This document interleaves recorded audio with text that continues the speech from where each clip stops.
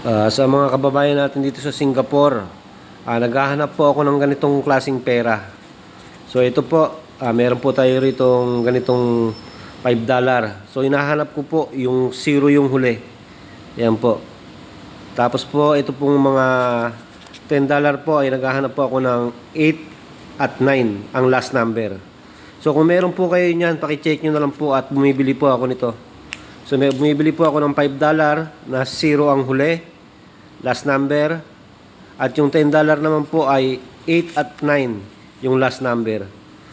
So yung $10 po ay binibili po natin ito ng $5. Baka po meron po kayong naitatabing $10 na 9 ang last number or 8 ang last number. So binibili ko po ito ng $5. Paki-comment nyo na lang po kung meron po kayo. So yun ang mga $5 naman po. Kung meron po kayo na naitatabi dyan na 0 ang last number. So kumukuha rin po tayo nito. So binibili po natin ito ng $2. So comment na lang po kayo kung meron po kayo na itatabi dyan at nangunguliksyon lang po ako. So maraming salamat po.